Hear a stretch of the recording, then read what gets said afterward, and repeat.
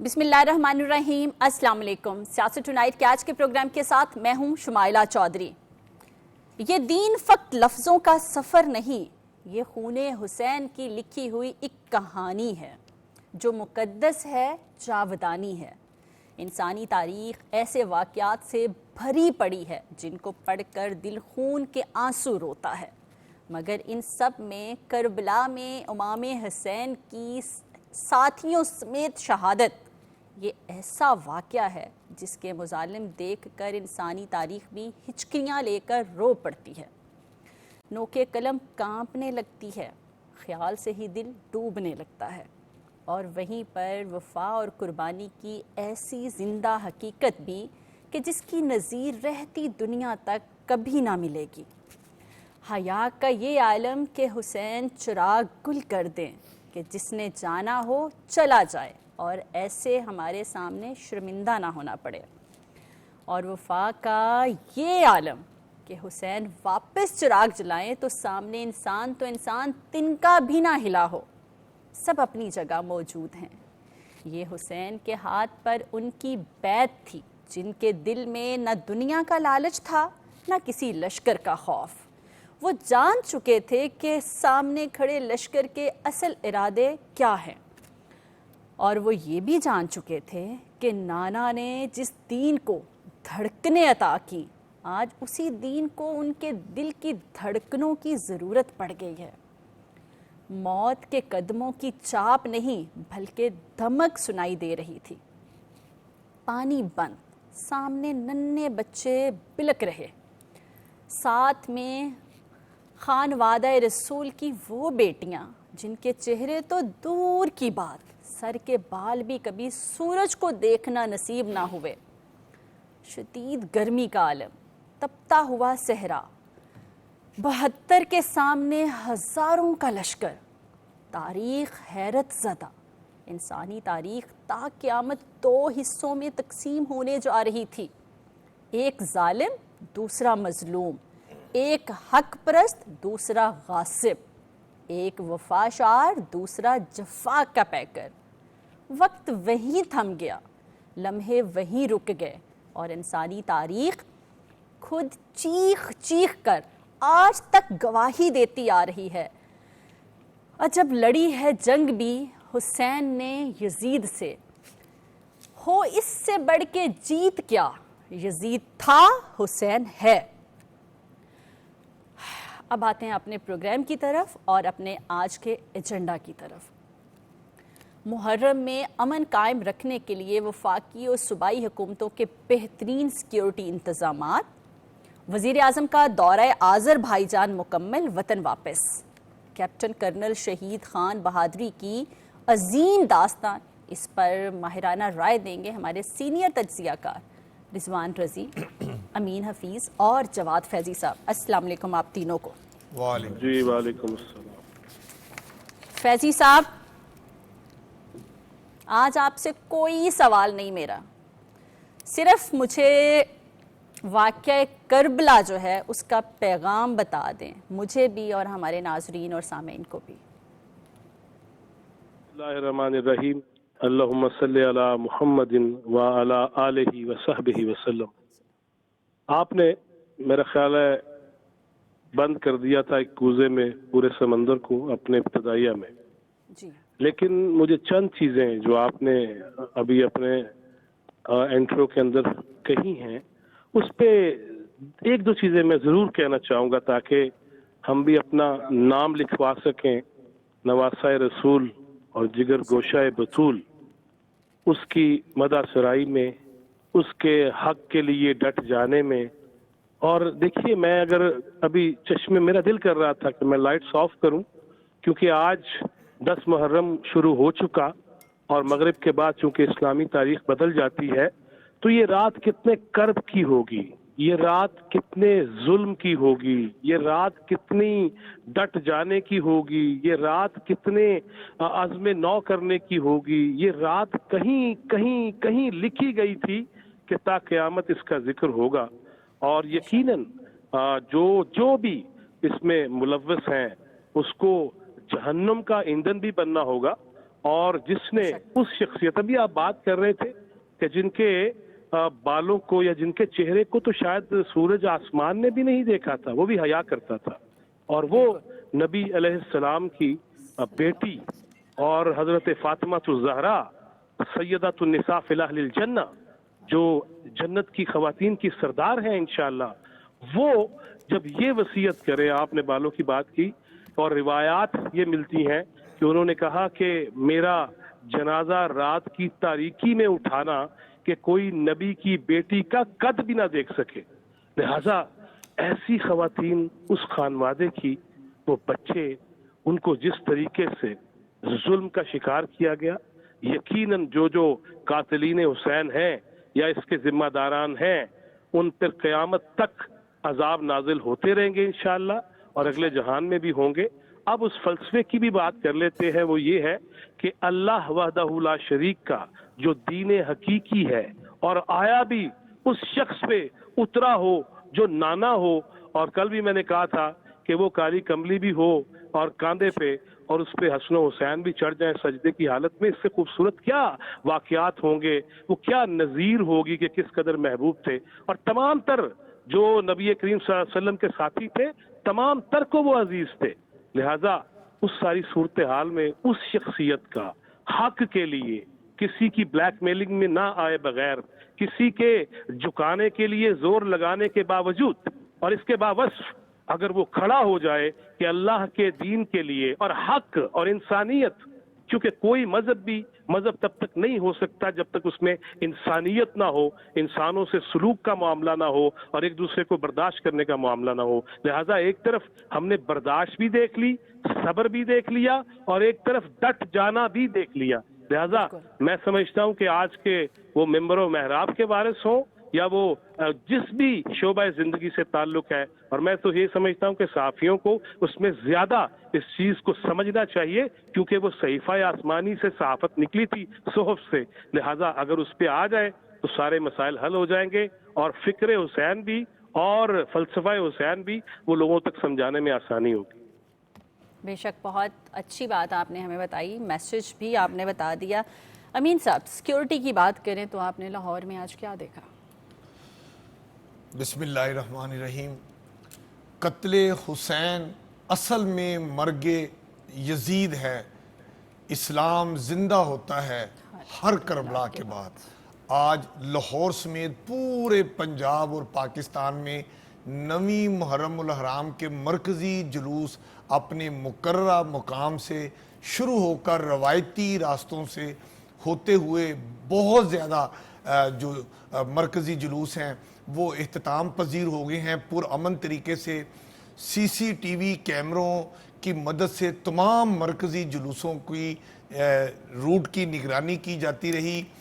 Punjab police اور چاروں صوبوں کی جو پولیس ہے ان کی معاونت جو ہے وہ ہماری پاک فوج اور رینجرز کے جوان بھی کرتے رہے۔ روٹ کے تمام راستوں پر خاردار تاریں اور سیکیورٹی کے فول پروف اس طرح انتظامات کیے گئے کہ اس میں 3-4 ٹیئر سیکیورٹی ہم نے لاہور میں بھی دیکھی، اور ہمیں اطلاعات ملی کہ باقی پورے ملک میں بھی اس طرح کے انتظامات کیے گئے تھے۔ جو مرکزی جلوس کی طرف جانے والے راستے تھے وہاں پر واک تھرو گیٹ کے ساتھ ساتھ 3-4 ٹیئر سیکیورٹی کے انتظامات تھے، اور جو روٹ کی مرکزی عمارتیں ہیں، بلند عمارتیں، ان کے اوپر بھی ہم نے دیکھا کہ سیکیورٹی اہلکار اپنی ڈیوٹی سر انجام دے رہے تھے۔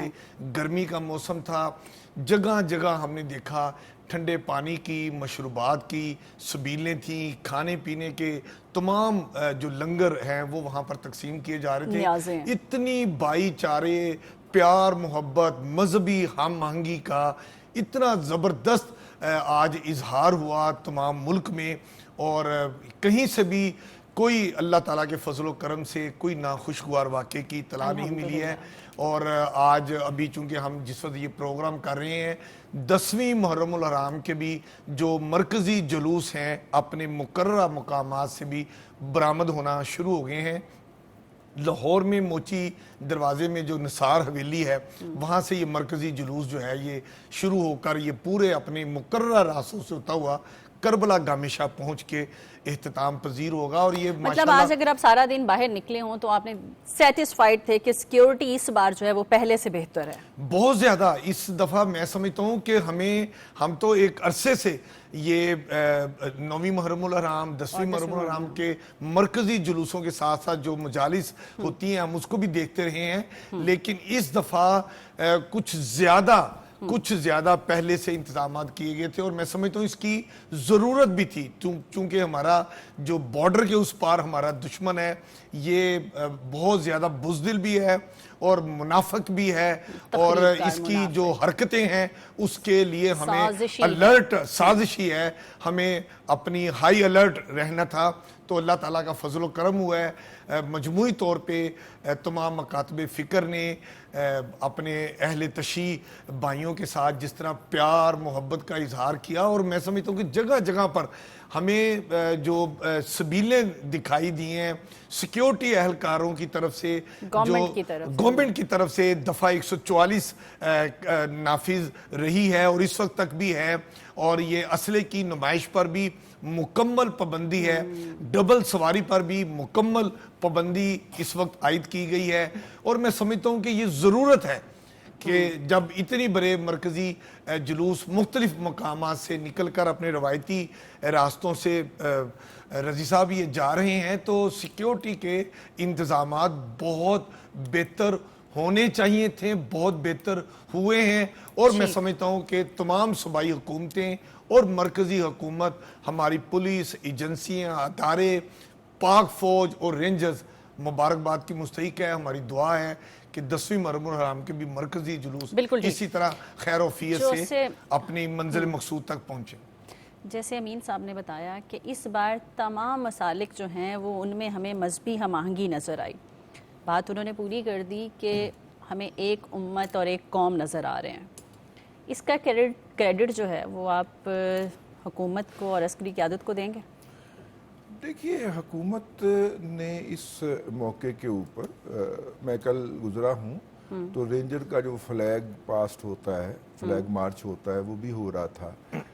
ہمارے محلے سے, ہمارے گھر کے آگے سے بھی وہ کافی زیادہ گزرے ہیں. لا اینڈ آرڈر کی سچویشن کے حوالے سے حکومت بہت کانشیس بھی تھی, اس دفعہ زیادہ کانشیس تھی, اور وہی وجہ جو آپ نے بتائی کہ جو دشمن ہے وہ اس موقع کے اوپر کر سکتا ہے. پہلا دن جو ہے وہ عاشورہ محرم کا جو ہے آج اختتام پذیر ہوا ہے جب ہم آپ کے ساتھ اس پروگرام میں ہیں. ہماری دعا ہے کہ کل کا دن بھی جو ہے وہ اسی طرح پرامن طریقے سے خیر و عافیت سے گزر جائے. وہ فیض, چونکہ دونوں بھائیوں نے شعر سنائے ہیں تو میں نے کہا کہ میں بھی فیض کا وہ ایک شعر عرض کر دوں کہ وہ فرماتے ہیں کہ مرنے چلے آج کے دن کربلا میں شہادتوں کا آغاز ہو گیا تھا. ٹھیک ہے, تو اس لیے 9 کو اس لیے وہ ہے کہ فیض کا ہے کہ مرنے چلے تو ستوت قاتل کا خوف کیا, اتنا تو ہو کہ باندھنے پائے نہ دست و پا. اتنا تو ہو کہ باندھنے پائے نہ دست و پا, مقتل میں خوب رنگ جمے جشن قتل کا, رنگی لہو سے پنجائے سیاد کچھ تو ہو, خون پر گواہ دامن جلاد کچھ تو ہو, جب خون بہا طلب کریں بنیاد کچھ تو ہو. صحیح, بنیاد کچھ تو ہو. تو اس لیے میں نے کہا باقی دونوں صاحب نے شعر پڑھا ہے تو میں بھی شعر پڑھ دوں اس موقع کی مناسبت. بہت ضروری ہے. دیکھیں یہ ہمارے جو شاعر ہوتے ہیں, نثر نگار, تمام لوگ جو بھی ادب اور اس سے تعلق رکھتے ہیں, شاعری ایک ایسی فن ہے کہ آپ چند لفظوں میں پورے سین کو, سمندر کو کوزے میں بند کرتے ہیں. اور ہمارے جو ماشاءاللہ شعراء نے, امین حفیظ صاحب کی بات میں کاٹ رہا ہوں, اردو کی ساری شاعری میر انیس اور دبیر سے شروع ہو جائیے, وہ تو گھومتی ہی جو ہے وہ واقعہ کربلا کے ارد گرد ہے. اور ایون جو غیر مسلم جنہوں نے شاعری کی ہے اردو کے اندر, انہوں نے بھی کربلا کے اوپر شاعری کی. اور ہری چند اختر صاحب اور اس طرح کے بہت بڑے بڑے نام ہیں جنہوں نے کربلا کے واقعے کو اپنے شعروں کی زینت بنایا ہے. ٹھیک ہے, اور وہ جو ہے حسین سب کا. میرا خیال ہے وہ ٹھیک تو ہے نا؟ سمجھتے ہیں کہ ہاں. اگر کسی نے کربلا کے واقعے کو اپنی شاعری کا حصہ نہیں بنایا تو وہ شاعر ہی نہیں. ہاں، اور جس طرح وہ ہوتا ہے نا منتقبت جس نے نہیں گائی اس کو جو ہے وہ قوال یا گلوکار نہیں مانا جاتا. اسی طرح جس نے کربلا پہ کچھ نہیں لکھا وہ شاعر نہیں مانا جاتا. اسی لیے تو کہتے ہیں کہ کربلا جو ہے واقع انسانیت پہ ہے، نہ کہ صرف مسلمانوں کے لیے. اردو شاعری میں جس نے کربلا پہ کچھ نہیں لکھا نا اسے شاعر نہیں تسلیم کیا گیا. بے شک، ٹھیک کہا آپ نے، ٹھیک کہا. بالکل میں نے کہا کہ یہ جو اس بار آپ نے سب میں مذہبی ہم آہنگی دیکھی ہے، اور ہم اگر باہر نکلتے ہیں تو بینرز بھی ہمیں لگے نظر آتے ہیں.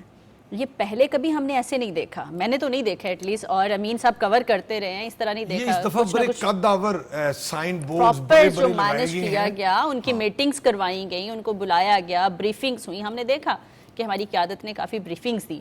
یہ اس کا رزلٹ ہے. یہ تقریباً رضی دادا یہ میں سمجھتا ہوں کہ اس دفعہ پہلے بھی ہوتا رہا ہے، اس میں آپ کی سوری بات کاٹ رہا ہوں، یہ پہلے بھی ہوتا رہا ہے، لیکن اس دفعہ مطلب ہم نے پنجاب میں دیکھا اور یہی میڈیا میں بھی ہم دیکھ رہے تھے کہ فیڈرل گورنمنٹ کی جانب سے وفاقی وزیر داخلہ جو ہیں وہ محسن نقوی صاحب اور وہ اور صوبائی حکومتیں، ان کے چیف سیکرٹری، ان کے سیکرٹری داخلہ اور ہمارے جو مذہبی رہنما ہیں، مختلف مکاتب فکر کے علماء جو ہیں، اس میں کمشنرز، ڈپٹی کمشنرز، ضلعی گورنمنٹ جو ہے علماء کے ساتھ مل کے انہوں نے ڈویژنل لیول پہ، ڈسٹرکٹ لیول پہ تقریباً میٹنگز کا، باہمی مذہبی ہم آہنگی کا جو ایک لامتناہی سلسلہ تقریباً 1 مہینے سے شروع کیا ہوا تھا، یہ اس کے اثرات ہمیں آج محرم الحرام کی 1 تاریخ سے 9ویں محرم دیکھنے میں ملے، اور یہی آپ کل بھی دیکھیں گے کہ اسی طرح کی جو مذہبی ہم آہنگی ہے امن کا حوالے سے انشاءاللہ ہمارے ملک میں اسی طرح ہی امن قائم رہے گا. فیضی صاحب،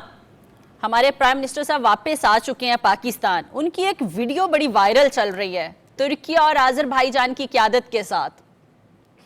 یہ ریلیشن آپ کو کیا لگتا ہے کہ کتنا ضروری تھا، اور اس کا یہ جو میسج آ رہا ہے اس پر کچھ بتائیں.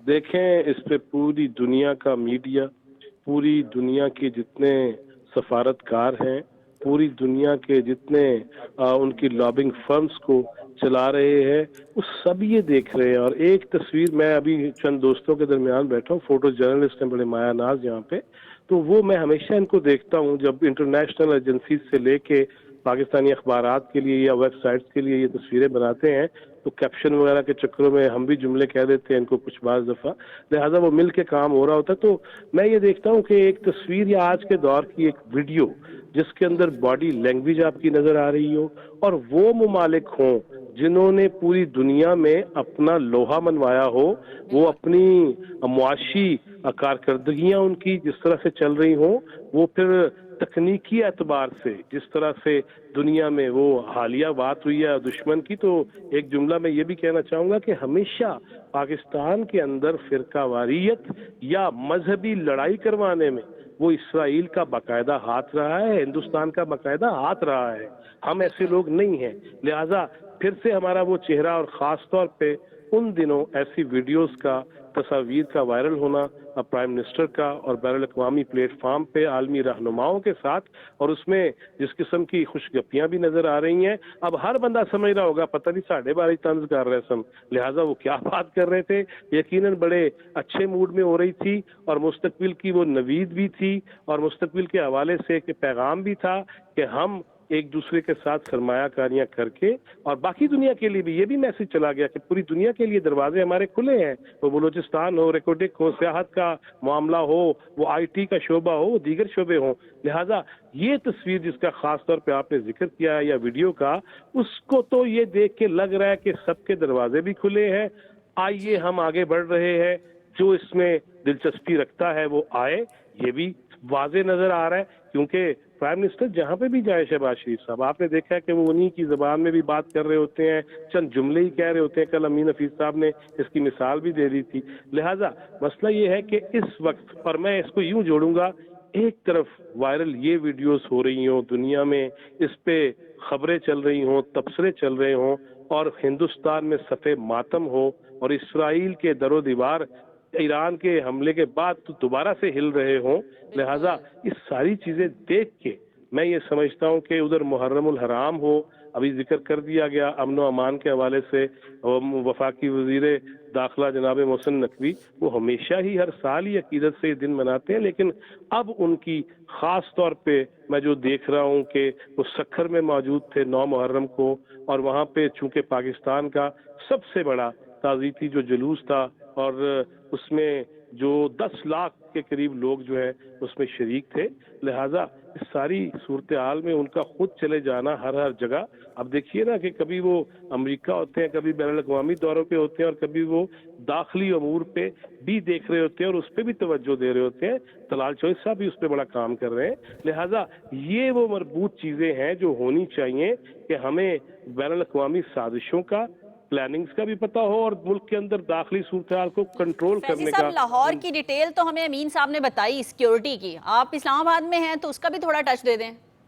دیکھیے وفاقی دارالحکومت میں بھی جو ہے وہ برآمد ہوتے ہیں جلوس, اور اس کے بعد ان کا روٹ ہے, اور یہاں پہ بہت زیادہ سیکیورٹی بھی ہے, اور چونکہ کیپٹل ہونے کی وجہ سے تو سیکیورٹی ہوتی ہے, لیکن یہاں کی جو اسلام آباد پولیس ہے خاص طور پہ, اور جو ایسے ادارے ہیں جو امن و امان کے ضامن سمجھے جانے چاہیے, لہٰذا ان کی بھی پوری توجہ ہے. اور حالیہ دنوں میں جس طرح اسلام آباد میں اکا دکا افسوسناک واقعات ہوئے اور اس کے جو محرکات تھے ان کو بھی سامنے لایا گیا, اور پھر جو قاتل تھے یا اس وقوعہ کے جو مجرم تھے یا ملزم تھے اور مبینہ مجرم تھے ان کو بھی سامنے لے آیا گیا. لہٰذا اس حوالے سے اسلام آباد الحمدللہ بڑا بہترین جا رہا ہے, اور پورا ملک ہی بہترین جانا چاہیے اور جا رہا ہے ابھی تک. اللہ تعالیٰ کرے کہ اس موقع پر ہم ایک دوسرے کو برداشت کا طریقہ سیکھ لینا, تو میرا خیال ہے کہ ساری چیزیں ہی حل ہو سکتی ہیں. صرف اپنی میں سے نکلنا ہوگا, اور یہی محرم کا میسج ہے.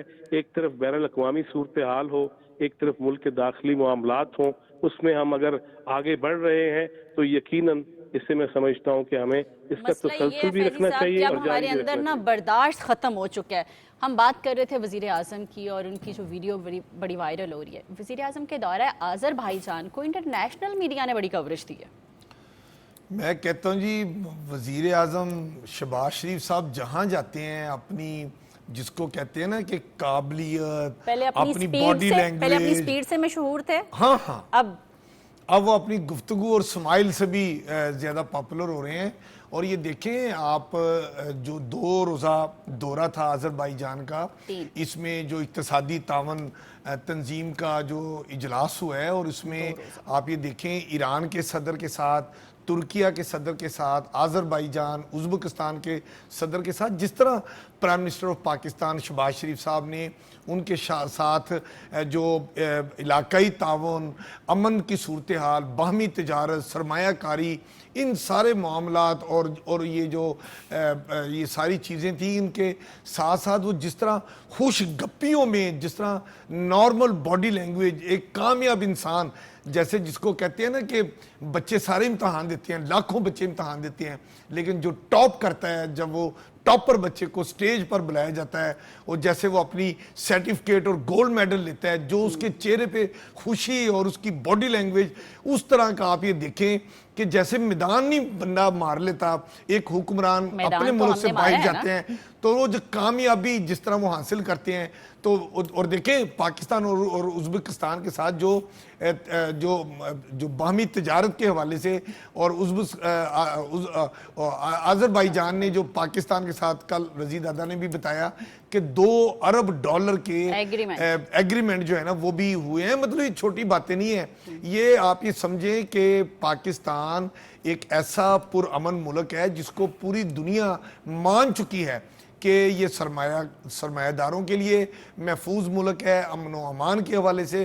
اور یہ اس طرح دیکھیں باہر سے ملک سے, جو ہم پہلے بھی کہتے ہیں, اور اب بھی آپ دیکھیں جتنے بھی پرائم منسٹر کے دورے ہیں, ہمارے فیلڈ مارشل کے دورے ہیں, اس سے پاکستان میں ایک بہت بڑی سرمایہ کاری آ رہی ہے. اور یہ سرمایہ کاری پاکستان میں معیشت کی بہتری, اقتصادی حالت, لوگوں کو روزگار کے مواقع ملنا, اور ہماری جو پروفیشنل لوگوں کے ساتھ ساتھ جو ہنرمند لوگ ہیں ان کا بیرون ملک بھیجنا, یہ سب کچھ اوورسیز پاکستانی جب پاکستان میں دولت کما کے بیچتے ہیں تو یہ بھاری مقدار میں ترسیلات زر جو آتی ہیں پھر لوگوں کو تکلیف بھی ہوتی ہے کہ کیوں آتی ہیں، وہ بعض اوقات پھر ان کو روکتے بھی ہیں کہ نہ بھیجیں، مگر بھیجنے والے پھر وطن سے اپنی محبت کا ہر دفعہ اظہار کرتے ہیں۔ یہ محبتیں کسی کے کہنے سے تو ختم نہیں ہو سکتی۔ مارکہ حق میں فتح کے بعد اب بھارت میں اعترافات کا سلسلہ جاری ہے۔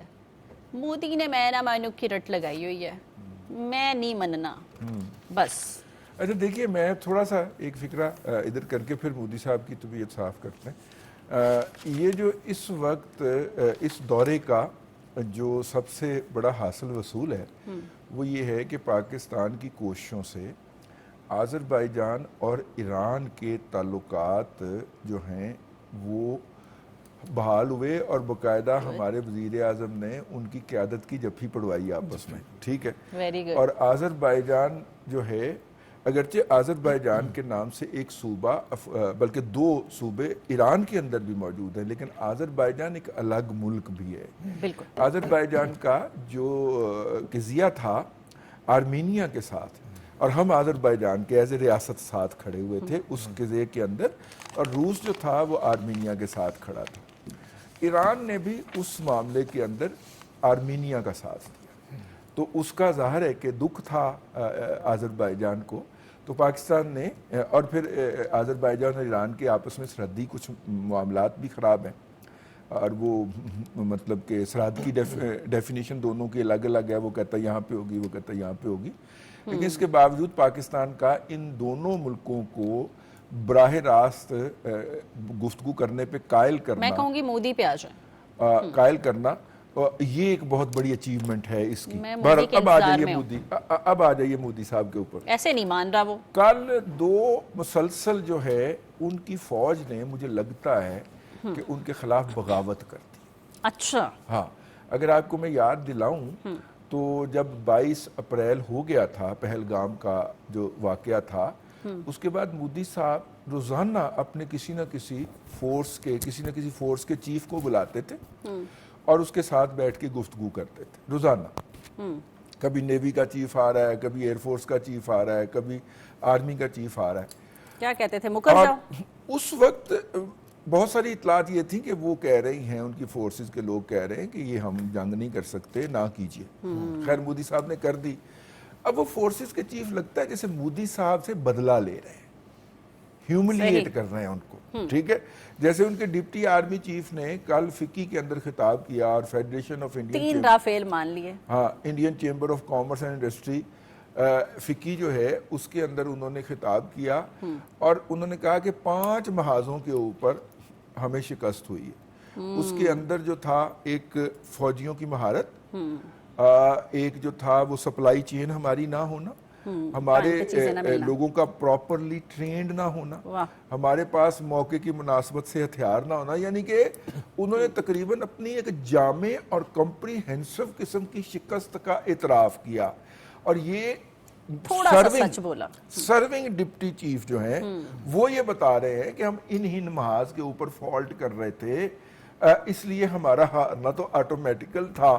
تو اب اس سے کے علاوہ وہ جو اجیت ڈیول ہیں، اجیت ڈیول نے وہ اعتراف کر لیا کہ جی 3 رافیل گرائے گئے تھے۔ اب اس سیدھے بیچارے کی صحت ہی 3 رافیل ماننے جوگی تھی، اتو سی، کیا کرتا بیچارہ، اب سارے تو نہیں مان سکتا۔ ابھی جو ہے نا رضی دادا، آپ کی بات کاٹ رہا ہوں، ابھی وہی بات جو ہم بار بار کہتے ہیں، جواد فیضی بھی اس کو پوائنٹ آؤٹ کرتے ہیں، ابھی انڈیا کی طرف سے جو نقصانات کی تفصیل ہے وہ ابھی آئی نہیں ہے، ابھی آنی ہے، اور یہ وقت کے ساتھ ساتھ آنی ہے۔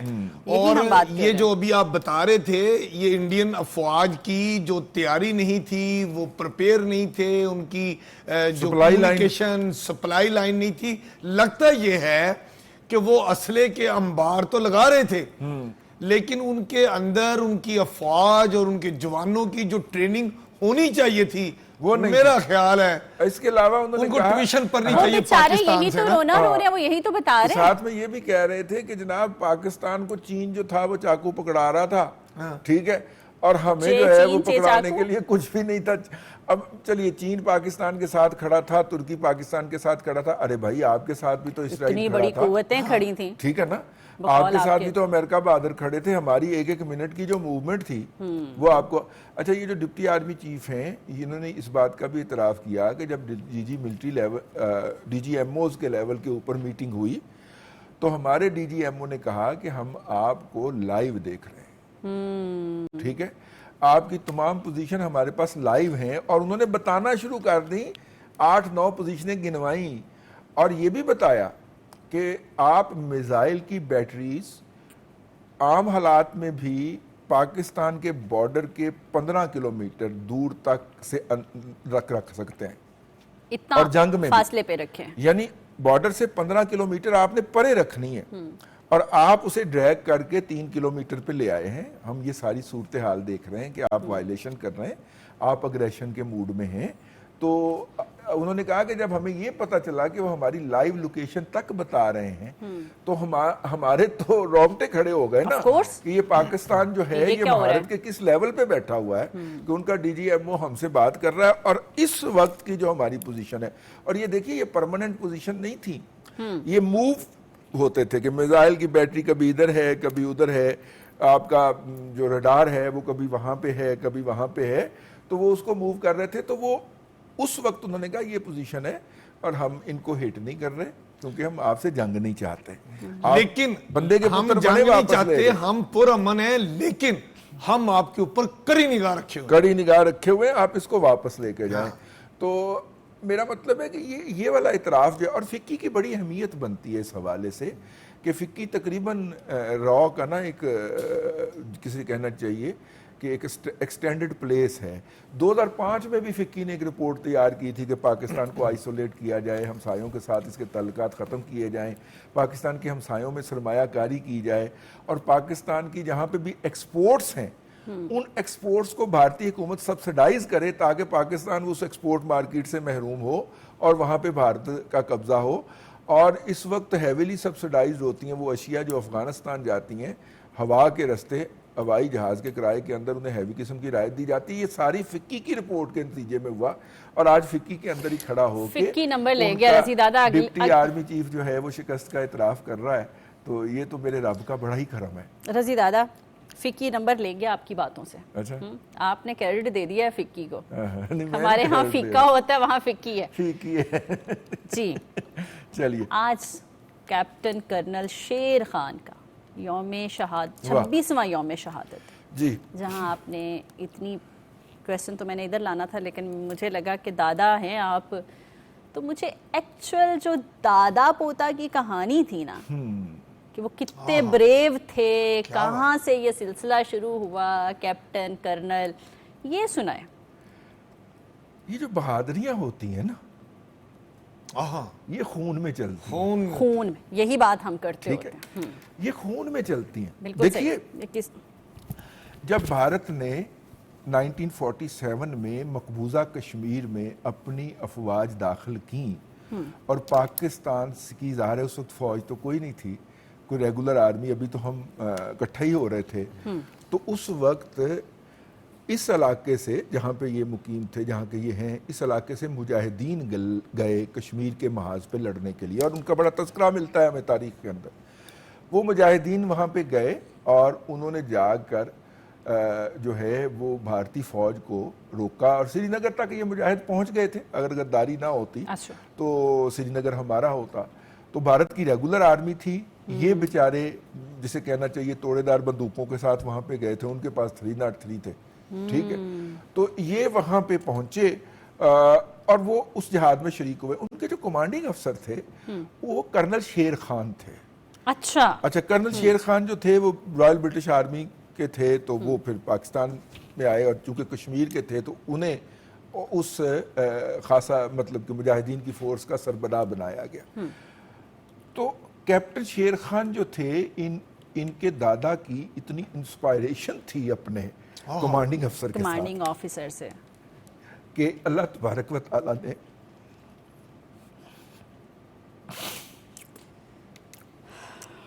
یہ دادا کی کہانی تھی بیسیکلی.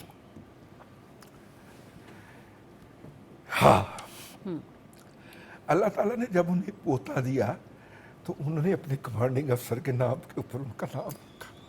क्या बात है। कर्नल शेर खान। कर्नल शेर खान उनका मतलब पूरा नाम। बेसिकली कैप्टन थे वो। कर्नल जो है ना, लोग अमूमन समझते हैं कि हाँ। कर्नल ओहदा है। कर्नल आज मैं भी शेर खान confused उनके थी। नाम का हिस्सा है। लफ्ज कर्नल उनके नाम का नाम हिस्सा का है। हिस्सा। कर्नल वैसे शेर मतलब वो जो खान। उनके वैसे वो कमांडो का नाम जो था। ओहदा हाँ जो जी। थे आर्मी में, जो उनका ओहदा था वो कैप्टन था। सेकंड लेफ्टिनेंट, लेफ्टिनेंट और कैप्टन। कैप्टन। कैप्टन थे। ठीक है। तो लेकिन उन्होंने पूरा नाम दिया ना अपने क्या कमांडर बात। का, तो उन्होंने कहा नहीं कर्नल शेर खान, मतलब ये नहीं है कि कैप्टन। कैप्टन नहीं, कैप्टन फिर तो उनके साथ लगा ना जब वो बड़े हुए। अच्छा, फिर वो जो कर्नल शेर खान जो है ना, वो जो लेगेसी इनहेरिट कर रहे थे अपने दादा की,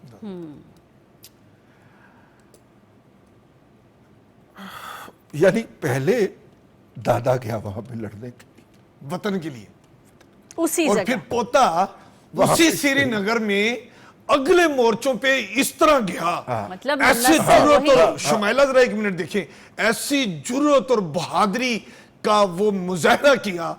और मैं समझता हूं कि वो इतना आगे चले गए कि पीछे से वो ऑर्डर ले रहे थे कि मैं यहां तक पहुंच गया हूं, मैं यहां तक चला गया हूं। पीछे से इंस्ट्रक्शंस मिल रही थी, जरा आहिस्ता स्लोली आगे चले। ये लम्हात वाकई ऐसे हैं कि आप ये- इतना इमोशनल कर दिए। ये 1999 का 1999 कारगिल जंग का ये वो वकूआ है कि जहां पर कैप्टन कर्नल शेर खान, देखिए हमारे साथी इस वाक़े को दादा पोता की बात का जिक्र करते हुए आप दीदा हो गए हैं। क्यों ना हो, हमारी अफवाज और हमारे जवानों की जो तारीख है इतनी जुर्रत और बहादुरी की है कि इंडियन फौज के ब्रिगेडियर SM बाजवा ये कहने पर मतलब मजबूर हो गया और उसने कैप्टन कर्नल शेर खान की जो शहादत की डेड बॉडी है उसकी पॉकेट में ये तहरीर लिख के रखी कि इस नौजवान ने